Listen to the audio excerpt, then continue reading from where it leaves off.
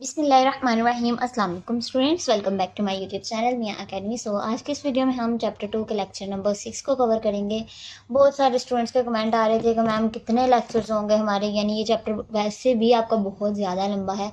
सो मैं तो कोशिश कर रही हूँ कम से कम लेक्चर बने, लेकिन आपका मेन कंसेप्ट ये होता है कि मेरा मेन मकसद ये है कि मैं जो है ना स्टूडेंट्स के कॉन्सेप्ट्स को क्लियर करूँ। अब कुछ स्टूडेंट्स कहते हैं कि हमारे यानी समझ आती है बहुत ज़्यादा, यानी हमें आना शुरू हो जाती है, काफ़ी ज़्यादा हमारे यानी इंटरेस्ट क्लियर होता है, तो वीडियो ख़त्म हो जाती है, आप ज़्यादा से ज़्यादा समझाया करें। लेकिन कुछ स्टूडेंट्स हैं कि यानी मुझे लगता है ऐसा है कि यानी बहुत सारे स्टूडेंट्स हैं बता जाते हैं कि इतने लंबे लंबे लेक्चर्स, बट क्योंकि आपके कॉन्सेप्ट्स बहुत ज़्यादा हैं, अगर आप इन वीडियोज़ को ले लेते हैं तो आप यानी लेक्चर्स को सुन लेते हैं तो बहुत ज़्यादा कॉन्सेप्ट्स आपके क्लियर हो जाते हैं और आप अपनी वर्डिंग में लिख सकते हैं। मैंने, अगर आपको पता हो तो फर्स्ट ईयर के जितने भी लेक्चर्स मैंने आपके साथ डिस्कस किए थे, मैंने इतनी दफ़ा ये बातें नहीं थी कहीं कि आप अपनी वर्डिंग में लिख सकते हैं, क्योंकि वो इतनी ज़्यादा थ्योरी बेस्ड नहीं थी। लेकिन जो आपकी सेकेंड ईयर की बुक है वो बहुत ज़्यादा थ्योरी बेस्ड है। सो मेरा मेन मकसद ये है कि आपको कंसेप्ट समझ आ जाए, देन आप जो अपनी वर्डिंग में लिख लें। ठीक है, सो सिक्स था। ठीक है, सो स्टार्ट करते हैं आज के इस लेक्चर को। हमने पिछले लेक्चर में हुंडी तक पढ़ा था। हुंडी का अगर आपको मेन कंसेप्ट समझ आ गया हो, क्योंकि किसी भी स्टूडेंट का अभी तक कमेंट नहीं आया कि हमें हुंडी का कंसेप्ट समझ नहीं आया, सो ये मैंने आपको बना के बता दिया था, ब्रीफली एक्सप्लेन कर दिया था कि हुंडी क्या होती है, हुंडी पर बट्टा लगना है। ये जो आपका है ना क्वेश्चन, ये शॉर्ट क्वेश्चन में आता है। ठीक है, अब आज हमने पढ़ना है हुंडी की एग्जाम। दुरुशनी हुंडी क्या होती है? ये ऐसी कारोबारी दस्तावेज होती है, ये जो इसकी टाइप्स हैं ये डिफरेंस में आ जाती हैं, अदरवाइज ये शॉर्ट क्वेश्चन में अलग अलग भी आ सकते हैं। अगर आप बोर्ड के पिछले 5 पेपर निकाल लेते हैं ना, जिस बोर्ड से भी आप बिलोंग करते हैं, फॉर एग्जांपल कोई लाहौर बोर्ड का है, फैसलाबाद, गुजरावाला, किसी भी बोर्ड के हो आपने क्या करना है, अपने बोर्ड के 5 पेपर निकालने हैं, यानी फर्स्ट टाइम के और सेकंड टाइम के, इस तरह से 5 यानी सालों के निकालने हैं। इस तरह 10 पेपर हो जाएंगे आपके। उसमें से मेन कंसेप्ट आपने अपना निकालना है कि किस तरह के क्वेश्चन आ रहे हैं। ये जो क्वेश्चन है ये आपको डिफरेंस में भी आ सकेगा और ये जो डिफाइन में भी आ जाएगा। ठीक है, सो इसको आपने, ये हुंडी की एग्ज़ाम को आपने बिल्कुल भी स्किप नहीं करना। स्टार्ट करते हैं। ये ऐसी कारोबारी दस्तावेज है जिसको पेश करते वक्त उसकी अदायगी करना पड़ती है। हम कंप्लीट पढ़ लेते हैं, देन फिर मैं आपको समझा देती हूँ। दुरुशनी हुंडी खरीदार और फरोख्तकार के दरमियान ऐसा कारोबारी तरीक़ाकार है जिसके तहत हम तजारती माल का फ़रोख्त करदा अशिया को रेलवे या किसी दूसरे नकलो हमल के ज़रिए बुक करवा कर माल की मालियत का बिल, ट्रांसपोर्ट कंपनी की रसीद अपने बैंक को जब भेज देता है और अपने बैंक को हिदायत करता है कि माल खरीदार को माल का बिल, बीमा, ट्रांसपोर्ट खर्च वसूल करके हवाले कर दे। इस तरह खरीदार बिल की अदायगी करके माल हासिल कर लेता है और बैंक खरीदार से हासिल करदा रकम फ़रोख्त करके अपने सर्विस चार्जेस काट कर भेज देता है। अच्छा, इसमें क्या वैसे आम बातें हैं बिल्कुल कि किस तरह से हमने, यानी जैसे फॉर एग्जांपल एक शख्स है, वो लाहौर में है और दूसरा गुजरावाल में है, उन्होंने क्या करना है, अपना आपस में चीज़ों की जो है वो एक्सचेंज करनी है, यानी एक ने उसको पैसे देने हैं, दूसरे ने उससे चीज़ लेनी है। तो इस तरह क्या है कि वो एक कारोबारी दस्तावेज है जिस पे सारा मालियत वगैरह का लिखा होगा और यानी जितना उनके इसमें ट्रांसपोर्टेशन का खर्चा आया है, जो कुछ भी है, यानी उनका अखराजात वगैरह, वो जितना भी होगा उसमें क्या होगा कि बैंक जो है वो अपने सर्विस चार्जेस काटेगा और दूसरी रकम जो है दूसरे बंदे को दे देगा। सो इस तरह से ये आपका है। अगर फिर भी ना समझ आई सो मैं आपको समझा दूंगी दोबारा अगले लेक्चर में, अगर किसी स्टूडेंट का कमेंट आता है। वैसे आम बातें लिखी हुई हैं। नीचे आ जाता है मुद्दती हुंडी। मुद्दत से आपको यानी मुद्दत, यहाँ से आपको हिंट मिलनी चाहिए कि यानी ये इसमें टाइम की बात हो रही है। ठीक है, एक थोड़ा अरसा जिसमें हो। ठीक है, सो देखते हैं। ये हुंडी खरीदार के लिए बड़ी फ़ायदेमंद साबित होती है। किसके लिए? खरीदार के लिए। ठीक है, अच्छा, क्योंकि खरीदार को ऐसी हुंडी की अदायगी 1 महीना मुद्दत के बाद अदा करनी होती है और खरीदार उस हुंडी की मुद्दत के दौरान तजारती माल फरोख्त करके अपनी रकम अदा कर सकता है। अच्छा, फॉर एग्ज़ाम्पल मेरे पास पैसे नहीं हैं, मैंने किसी से यानी तकरीबन 10,000 का दूसरे किसी से भी जो है मैंने ले लिया है, कोई भी माल हो, वो मैंने ले लिया। अब क्या होगा, माल मैंने ले लिया, अब क्या होगा, जब मेरे पास पैसे नहीं थे, मैंने फिर भी उससे माल ले लिया। मैंने क्या किया, एक मुद्दती हुंडी बनाई जिसमें मैंने यानी इसको कह दिया कि मैं इतने अरसे के बाद आपको आपकी रकम जो है वो वापस कर दूंगा, या जितना भी सूद होगा, जो कुछ भी होगा उस पर, यानी मैं पैसे वापस कर दूंगा।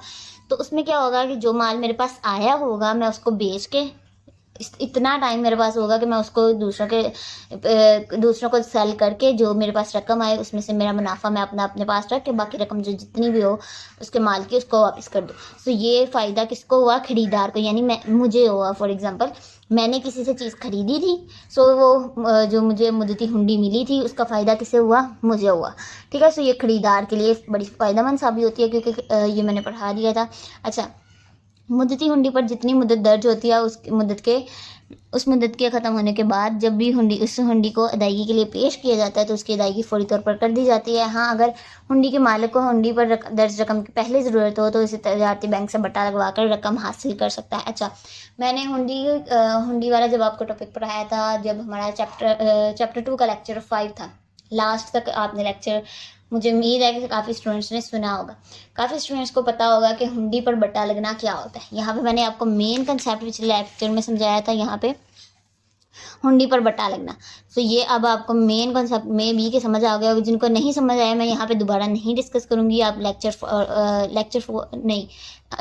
5 को जो है दोबारा देख सकते हैं। लेक्चर 5 में मैंने ये कंप्लीट जो है वो समझाया हुआ है, लास्ट पे ये इसका टॉपिक था। सो हुंडी पर बट्टा लगना, ये आपके आगे भी वर्डिंग यूज़ होगी। सो आपने इसको अभी से यानी बिल्कुल स्किप नहीं कर देना कि नहीं पता तो छोड़ देते हैं। ये आपका इंपॉर्टेंट टॉपिक है, वर्ड आगे भी जाके यूज़ होंगे। सो आपका यहाँ पे कॉन्सेप्ट क्लियर होना ज़रूरी है। अच्छा, ये आपको समझ आ गया होगा कि यानी मुझे पहले रकम यानी जिससे मैंने माल ख़रीदा है ना, अगर उस शख्स को पहले रकम चाहिए अपने माल की तो वो क्या करेगा? जो मैंने हुंडी दी होगी उसमें मुद्दती हुंडी, वो बैंक को देगा और बैंक जो है उसको असल रकम वापस कर देगा। लेकिन जब मैं उसको बैंक को जमा करवाऊँगी तो बैंक का जो मैंने इजाफी रकम देनी होगी ना, वो सूद जो होगा वो बैंक रखेगा, और क्योंकि उसने असली रकम दे दी होगी। सो ये जो है बट्टा लगा कर और रकम हासिल कर लेता है। अगर फिर भी नहीं समझ आई सो यू कैन कॉमेंट में। अच्छा, नेक्स्ट आ जाता है कफालतें। कफालतें क्या होती हैं? यानी सिक्योरिटीज़ वगैरह। पढ़ते हैं फिर मैं आपको बताती हूँ कम्प्लीटली से। ये आपकी डेफिनेशन है। अच्छा, बसा औकात यानी बाज़ औकात हुकूमत आम लोगों या अदारों से कर्जा लेती है, उनको उन कर्ज़ों के इवज़ यानी उसके बदले में रसीदें या तहरीरी वादा देती है। हुकूमत की ये रसीदें और तहरीरी वादे कफ़ालतें कहलाती हैं। यानी जो हुकूमत देती है रसीदें और तहरीरी वादे वगैरह, उनको क्या हम कहेंगे? कफ़ालतें। एक और इम्पॉर्टेंट टिप के जो लास्ट पे आपके यानी चैप्टर की यहाँ पे लास्ट पे होती है ना, पेज नंबर अगर आप देखें अपनी बुक का 251, यहाँ पे डेफिनेशन छोटी छोटी लिखी हैं, इनको आपने लाजमी पेपर से पहले पढ़ के जाना, ये काफ़ी ज़्यादा आपको हेल्प करेंगे।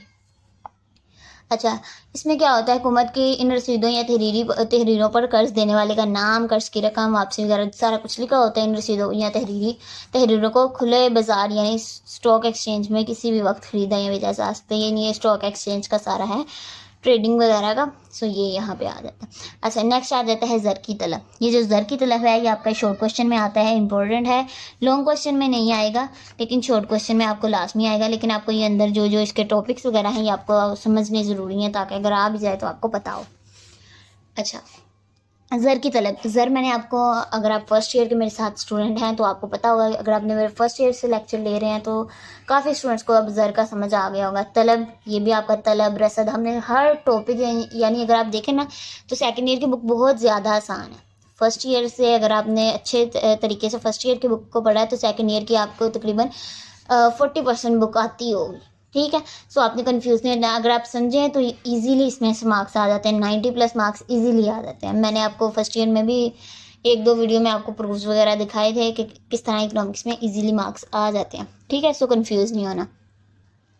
आम इस्लामी ज़र की तलब से मुराद, ज़र यानी रुपये पैसे को कहते हैं, तलब यानी उसको, ये तलब का कंसेप्ट सारे स्टूडेंट्स का वैसे क्लियर होगा। ठीक है, ज़र की तलब से मुराद ज़र की वो मिकदार है जो अफराद और अगर नहीं तलब का कंसेप्ट आपको क्लियर तो आप फर्स्ट ईयर के बुक पे चैप्टर 4 को देख सकते हैं। चैप्टर 4 कंप्लीट इसका तलब का है। ठीक है, और 5 जो है वो रसद का है। अच्छा, ज़र की वो मिकदार है जो अफराद और कारोबारी इदारे अपनी रोज़मर्रा ज़रूरियात और कारोबारी लेन देन को निपटाने के लिए अपने पास नकद ज़र की सूरत में रखते हैं। लेकिन J.M. केन्स ने अपने नज़रिया ज़र की तलब में ज़र को नकद सूरत में रखने को तरजीह देने के बुनियादी 3 महरक़ात बताएं। अच्छा, ज़र की तलब यानी मेन कंसेप्ट यहाँ पे वो ये बता रहे हैं कि यानी फॉर एग्जांपल जैसे हम अपने घर में कोई कितने पैसे, फॉर एग्जांपल जैसे हमारी यानी टोटल मेरी सेविंग वगैरह जितनी भी है ₹1,00,000 है। ठीक है, मैं अब पूरा ₹1,00,000 तो अपने घर में नहीं रखूँगी।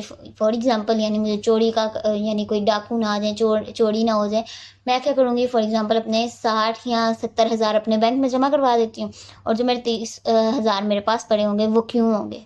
क्योंकि मैंने अपने रोज़मर्रा की ज़रूरियात को पूरा करना होगा। फॉर एग्ज़ाम्पल मुझे शॉपिंग करनी है, मुझे यानी सब्ज़ी लानी है, गोश्त लाना है, फ्रूट्स लाना है, जो कुछ भी लाना है। वो जो 30,000 होंगे मैं अपनी रोज़मर्रा की ज़रूरियात भी उसमें से ही पूरी करूँगी। ये कारोबारी ज़रूरियात अगर यानी मैं फॉर एग्ज़ाम्पल मैं कोई कारोबार करती हूँ, उसमें कोई नुकसान हो जाता है या कोई इज़ाफ़ी कोई रकम देनी पड़ जाती है, तो मैं उसी 30,000 में से दूँगी ना। सो यानी वो रकम जिसको हम अपने पास नकद यानी रखने के लिए तरजीह देते हैं ना, कि ये मेरे पास नकद रकम होनी चाहिए एट अ टाइम, उसको हम क्या कह रहे हैं यहाँ पे, ज़र की तलब, जिसको हम ज़रूरत पड़े तो फ़ौरन यूज़ कर सकते हैं। ठीक है, अब कुछ समझ आई होगी मे बी आपको। अच्छा, इसके 3 मुहर्रकात हैं, किसने कहा है, जेएम केन्स ने कहा है, और इसके 3 मुहर्रकात हैं, ये 3 हम आगे हेडिंग्स में पढ़ेंगे, जिसमें ये देखें ना, ये यहाँ पे, ठीक है। सो ये आगे हम जाकर पढ़ते हैं। अच्छा, केन्स के नज़दीक ज़र की तलब के ये तीनों मुहर्रकात माशी इस्तिलाह में सियाल पजीरी की तरजीह के नाम से ज़ेर बहस लाए जाते हैं। केन्स के नज़दीक ज़र की तलब से मुराद, यहाँ पे 2 डेफिनेशन हैं ज़र की तलब की, कम से कम आप एक डेफिनेशन लाजमी करिएगा। ज़र की तलब से मुराद वो ज़र नकद है जो एक खास वक्त पर तमाम अफराद और इदारे मुख्तलिफ मकासद के लिए मुहर्रकात के लिए अपने पास रखते हैं। इसके मुहर्रकात आ जाते हैं यहाँ पे 3। अच्छा, घरेलू मकासद के लिए वही मैंने आपको बात की, जैसे फॉर एग्जांपल मुझे फ्रूट लाना है, कुछ भी लाना है, ठीक है, अपनी रोज़मर्रा की ज़िंदगी के लिए यानी चीज़ों को पूरा करने के लिए। फॉर एग्जांपल आपको भी पता होगा, आपकी यानी मामा के पास पैसे पड़े होते हैं, किस लिए, यानी सारे बैंक में हम पैसे नहीं रखवाते, बल्कि कुछ पैसे अपने लिए ज़रूरत के लिए रखते हैं, ताकि हमारे पास चीज़ें लाने के लिए पैसे पड़े हों। सो ये घरेलू मकासद के लिए, छोटी छोटी चीज़ें लाने के लिए रोज़ाना ही एक इंसान को तो पैसे की बहुत ज़्यादा ज़रूरत होती है। सो घरेलू मकासद के लिए यूज़ होते हैं। इसको आप पढ़िएगा, वैसे इजी है लेकिन मैं फिर भी पढ़ा देती हूँ। इस मकसद के लिए घराने कितनी रकम ज़र नकद की सूरत में अपने पास रखते हैं, इसका इन्हिसार घराने की आमदनी यानी उसके उस घर वालों की आमदनी कितनी है, उसकी बचत वगैरह कितनी है, उस पर होता है। और अगर घराने की आमदनी का मेयार बुलंद होगा तो उतने ही वो पैसे अपने पास ज़्यादा रखेंगे नकद ज़र की सूरत में। लेकिन अगर आमदनी का मेयार पस्त हो तो ज़रूरियात पूरी करने के लिए कम रकम रखी जाती है। जैसे फॉर एग्जांपल अगर आपकी 30,000 इनकम है तो आप उसमें से थोड़े पैसे रखेंगे, लेकिन अगर वहीं आपके अगर 1 लाख इनकम है तो आप उसमें से यानी फॉर एग्जांपल 30,000 रख लेंगे। ठीक है, सो ये यानी उस पर ज़र की तलब यानी उस टाइम पे होती है, यानी जितनी उस पर इन्हिसार करती है जितनी आपकी इनकम है। ठीक है, इस तरह अगर आमदनी की वसूली में लंबा अरसा हो तो घराने हिफ़्ज़ मा तक़द्दम के तहत, ये आप वर्डिंग छोड़ दें, काफ़ी ज़्यादा मुश्किल है, के तहत ज़रूरियात से, यानी यहाँ पे आम बातें बताई हुई हैं, मैं आपको क्या रीड करवाऊँ। वैसे आपको मैंने समझा दिया कि क्या है, शरह सूद बढ़ जाए या कम हो जाए, लोग उस रकम की नकदियत से दस्तबरदार नहीं होते, क्योंकि ये रकम उन्हें हर हाल में अपने पास रखनी होती है। ये एक दफ़ा आप पढ़ लीजिएगा। वैसे आम बातें हैं, पेपर में शॉर्ट क्वेश्चन में वैसे नहीं आएंगी, मे बी बहुत कम चांसेस हैं, बहुत कम चांसेस हैं कि लॉन्ग क्वेश्चन में आए। सो इसलिए मैं इतनी ज़्यादा जो है इसको इम्पोर्टेंस नहीं दे रही। अच्छा, नेक्स्ट आ जाता है कारोबारी ज़रूरियात। कारोबारी हजरात भी अपने रोज़मर्रा के कारोबारी अखराजात को पूरा करने के लिए अपने पास कुछ आमदनी नकद रकम रखते हैं, और वो इस रकम को खाम माल की खरीदारी, मज़दूरों की ज़रूरतें। फॉर एग्ज़ाम्पल मैं किसी यानी फैक्ट्री में कोई काम करती हूँ, ठीक है, उसमें क्या है, मेरे पास मेरे अंडर फैक्ट्री में नहीं, फॉर एग्ज़ाम्पल मेरा कोई फैक्ट्री का काम है, ठीक है, मेरी प्रॉपर एक फैक्ट्री है जिसमें बहुत ज़्यादा मज़दूर काम करते हैं। अब मैं क्या करूँगी, जितनी मैंने चीज़ें बेची होंगी उसके जितना भी पैसा यानी मेरे पास टोटल रकम पड़ी होगी वो मैं सारी बैंक में जमा नहीं करवा दूँगी, क्योंकि मैंने उसमें से काम माल मंगवाना है। फॉर एग्जांपल अगर मैंने चीनी की मेरी फैक्ट्री है तो मैं क्या करूँगी, जो गन्ना आ रहा है मेरी फैक्ट्री में और जो मज़दूर काम कर रहे हैं, या गन्ना आगे जब जहाँ से आ रहा है मैंने उसका किराया देना, जितना भी यानी जितने खर्चे होंगे वो मैं सारे ही अपने बैंक में पैसे नहीं जमा करवा दूँगी, बल्कि मेरे पास कुछ रुपए होने चाहिए, कुछ रकम होनी चाहिए जिसमें से मैं सारी जो है अखराजात को पूरा कर सकूँ। यानी अगर कोई गन्ने का ट्रक आया तो मैं उसी टाइम उसको नकलो हमल के पैसे दे सकूँ, मज़दूरों की ज़रूरतें रोज़ाना की रोज़ाना दे सकूँ। सो ये क्या है, कारोबारी हजरात को भी पैसों की ज़रूरत होती है नकद रकम की सूरत में। ठीक है, अच्छा, कारोबारी मकासद के लिए रखी जाने वाली नकद रकम का इन्हिसार कारोबार की वसअत यानी कितना मेरा कारोबार बड़ा है या कितना छोटा है उस पर इन्हिसार करता है कि मेरे पास कितनी नकद रकम मौजूद होनी चाहिए। ठीक है, अगर कारोबार का पैमाना बड़ा है तो ज़्यादा होगी, अगर कम है तो कम होगी। घरेलू मकासद के लिए रखी जाने वाली रकम की तरह कारोबारी रकम शरह सूद से मुतासिर नहीं होती, आपको पता होना चाहिए, बल्कि शरह सूद कुछ भी हो ये जूं की तूं रहती है, यानी वैसे के वैसे ही रहती है। बाकी ये डायग्राम है, इसको एक दफ़ा वैसे देख लीजिएगा कि अगर शरह सूद बढ़ती है या कम होती है तो लाइन बिल्कुल वहीं पे वहीं रहती है। ठीक है, ये शरह सूद कम है तो फिर भी उतनी ही है हमारे पास नकद रकम, लेकिन और अगर ज़्यादा होती है शरह सूद फिर भी वही है। सो ये यहाँ पे उन्होंने वैसे एक बात डायग्राम के ज़रिए समझाई है, ठीक है। नेक्स्ट आ जाता है नागहानी ज़रूरियात का महरक।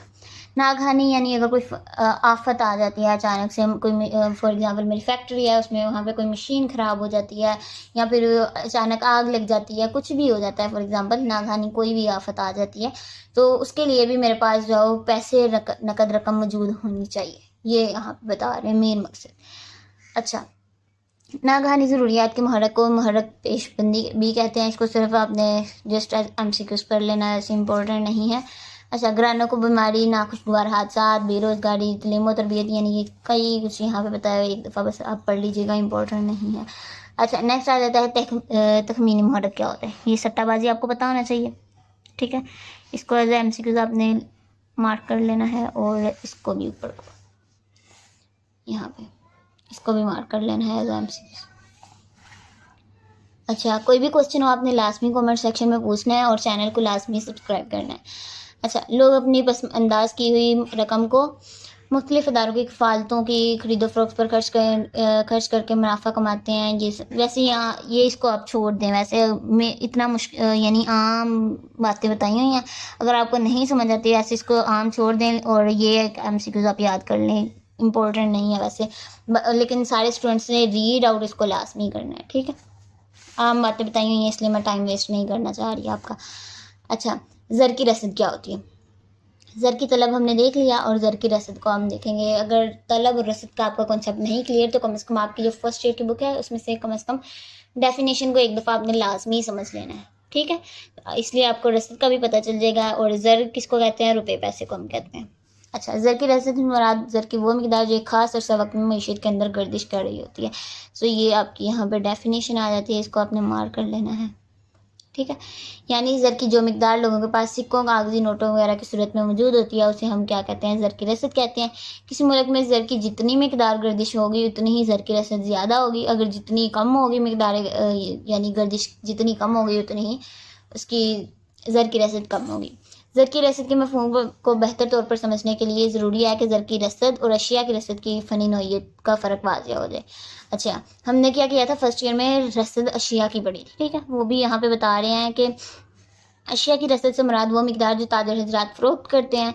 इन अशिया की रसद एक मुसलसल बहाव की मानिंद होती है, क्योंकि अशिया की पैदावार और रसद में दायरवी बहाव होता है। ये हमने कंप्लीट पढ़ा हुआ वैसे, और ये बस आपने रीड आउट कर लेना है, ठीक है। वैसे आम बातें बताई हुई हैं लेकिन फिर भी एक दफ़ा रीड आउट आपने लाजमी कर लेना है। अच्छा, इसके अवामिल हैं, ये मैं पहले देख लेती हूँ। ये जो आपका सेकंड चैप्टर है ना, ये ज़्यादातर शॉर्ट क्वेश्चन के लिए इम्पोर्टेंट है, तो इसलिए कोशिश करनी है कि जो लॉन्ग क्वेश्चन होंगे ना आपके इम्पोर्टेंट, वो मैं आपको एक्सरसाइज वाले लेक्चर में बता दूंगी। सो आपने कंफ्यूज नहीं होना कि मैम तो सारा कुछ यहाँ पे यानी स्किप करवा रही हैं इस लेक्चर में। ये आपने स्किप कर देना है लेकिन रीड आउट आपने लाजमी करना है, ठीक है। अच्छा, ज़ेर गर्दिश ज़र क्या होती है। किसी मुल्क में ज़र की रसीद कानूनी तौर पर जारी करदा सिक्कों, करेंसी नोटों पर मुश्तमिल होती है। ये जो आपका है ज़ेर गर्दिश ज़र और ज़र एतबार, उसके अलावा यहाँ पे बचते हैं ये वैसे आप दो जो है ना यहाँ पे दो, ठीक है। इन दोनों को सिर्फ आपने रीड आउट कर लेना है, ठीक है। याद करने की इसमें बातें नहीं है, लेकिन जो बचत है इसकी आपने डेफिनेशन याद करनी है। बचत होती क्या, मुल्क में रहने वाले अफराद जो रकूम रोज़मर्रा ज़िंदगी ज़रूरियात पर खर्च नहीं करते बल्कि बचा कर रख लेते हैं, उनको हम क्या कहते हैं, बचते हैं। वैसे बचते हैं सेकेंड ईयर के स्टूडेंट है, आम बात है कि बचत होती क्या है। फॉर एग्ज़ाम्पल अगर मेरी 30,000 सैलरी है, उसमें यानी मेरे अखराजात जो हैं वो 20,000 है फॉर एग्जांपल, तो जो मैंने 10,000 मैंने खर्च नहीं किया, अपने पास बचा के रख लिया, उसे मैं क्या कहूँगी, मेरी सेविंग है, मेरी बचत है, ठीक है। सो इसको यहाँ पे बचत कह रहे हैं। उसके अलावा इनफरादी बचतें होती हैं, यानी मैं अपनी अलग से कर रही हूँ, यानी एक शख्स जो अपने पास यानी करता है उसे हम क्या कहते हैं, इनफरादी बचतें। कारोबारी बचतें क्या होती हैं, जो कि कारोबारी पैमाने पर होती हैं, ठीक है। ये आपने रीड आउट कर लेना, सिर्फ बात बताइए, अच्छा देख ले हैं। कारोबारी इदारे अपने सालाना मुनाफा सारा हिस्सेदारों में तकसीम नहीं करते। ये सारा मैं आपको बता देती हूँ। इसमें क्या होता है, फॉर एग्ज़ाम्पल दो यानी समझ लें भाई हैं, ठीक है। उन्होंने एक कारोबार पे अपने पैसे लगाए हुए हैं। वो क्या करेंगे, फॉर एग्ज़ाम्पल मैं आपको ग्राफिकल समझाती हूँ ताकि स्टूडेंट्स के दिमाग में बैठ जाए, ठीक है।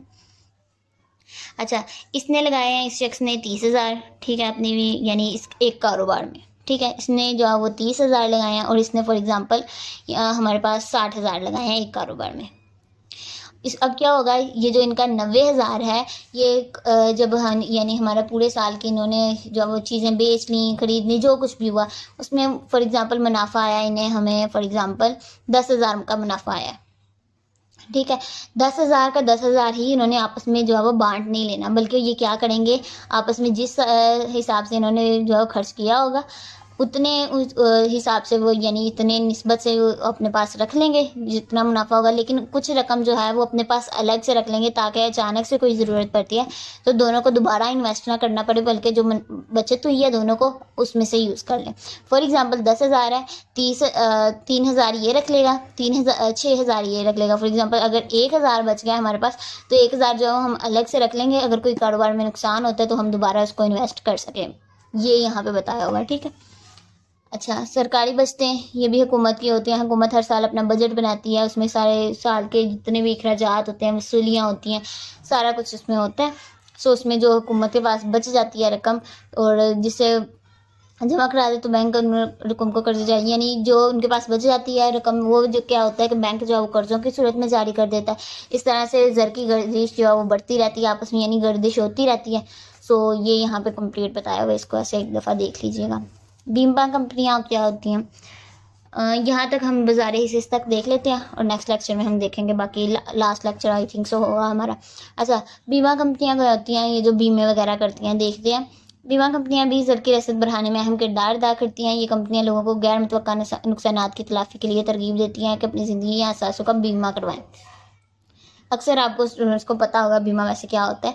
अच्छा, जब लोग अपने मुस्तकबिल को बेहतर बनाने के लिए बीमा करवाते हैं तो वो खास शरह से बीमा पॉलिसी प्रीमियम अदा करते हैं। बीमा कंपनियां ये रकम इकट्ठी करके सरमायाकारी में लगा देती हैं। ये जो बीमा की कंपनियां होती हैं ना, वो लोगों को कहते हैं कि आप अपनी चीज़ों का, जो आपकी कीमती चीज़ें हैं उनको आप बीमा करवा लें, और जो वो इस तरह से लोग अपने बेहतर मुस्तकबिल के लिए क्या करते हैं कि बीमा करवा लेते हैं। जो बीमा कंपनी के पास पैसे आते हैं वो सरमायाकारी में लगा देते हैं, जिससे मुल्क में ज़र की गर्दिश, ज़र की रसद जो क्या होती है बढ़ जाती है। हम यहाँ पे स्टॉक एक्सचेंज को देखेंगे, बाज़ार हिस्से को, देन फिर हम लेक्चर जो एंड कर देंगे, फिर अगले लेक्चर में हम देखेंगे ज़र की कदर। बाज़ार हिस्से क्या होती है, स्टॉक एक्सचेंज का नाम आपने अक्सर स्टूडेंट्स को पता होगा, वैसे सेकेंड ईयर के स्टूडेंट हैं, इतना तो आपको कॉन्सेप्ट क्लियर होना चाहिए कि ये बाज़ार हिस्से यानी स्टॉक एक्सचेंज होता क्या है। वैसे फिर मैं बता देती हूँ आपको, बाज़ार हिस्से से मुराद खुले बाज़ार को वो अमल है जिसमें हुकूमत और नीम सरकारी इदारे अपने हिस्से कफालतें, तमस्कात, बॉन्ड्स वगैरह, जो प्राइस बॉन्ड्स वगैरह निकलते हैं उनको ख़रीदते हैं, फ़रोख्त करते हैं। ये सारा जो स्टॉक एक्सचेंज का होता है ना, फॉरेक्स ट्रेडिंग, जितने भी यानी ट्रेडिंग्स वगैरह होती हैं, ये सारी इसी में आती हैं। जिन लोगों के पास वाफिर मिकदार में सरमाया मौजूद होता है, वो अपने सरमाया बाज़ार हिस्से के में मुख्तलिफ कफ़ालतें वगैरह ख़रीदने पर खर्च कर देते हैं। इस तरह मुल्क में सरमाया का, अच्छा, ये बाज़ार हिस्से से आपको यहाँ पे छोटा सा कॉन्सेप्ट आपको दे दूँ कि जैसे फॉर एग्जांपल मेरे पास 100 रुपया पड़ा हुआ है, मैं क्या करूँगी, उसका प्राइस बॉन्ड खरीद लूँगी। जब मेरा वो नंबर आएगा मुझे क्या मिलेगा, इनाम मिलेगा। इस तरह जो यानी काफ़ी ज़्यादा लोग जब खरीद लेते हैं प्राइस बॉन्ड, या फिर जितनी भी हैं यहाँ पे चीज़ें, जितनी चीज़ें ये खरीद लेते हैं, लोगों का पैसा जो है वो हुकूमत के पास चला जाता है। तो इस तरह क्या होता है, मुल्क में क्या होता है, सरमाए की गर्दिश बढ़ती रहती है। सो ये ज़र की रसद में इजाफा होता है। इस तरह से स्टॉक एक्सचेंज हमारी काम करती है। स्टॉक एक्सचेंज का बहुत ज़्यादा वैसे यहाँ पे स्कोप है, बहुत ज़्यादा काम होता है इस पर। सो ये था आज का लेक्चर। उम्मीद है कि आपको पसंद आया होगा। अगर वीडियो पसंद आई है तो वीडियो को लाइक कर दीजिएगा, चैनल को लाजमी सब्सक्राइब करिएगा। अगर कोई क्वेश्चन है तो लाजमी पूछिएगा। दुआओं में याद रखिएगा। टेक केयर, अल्लाह हाफिज़।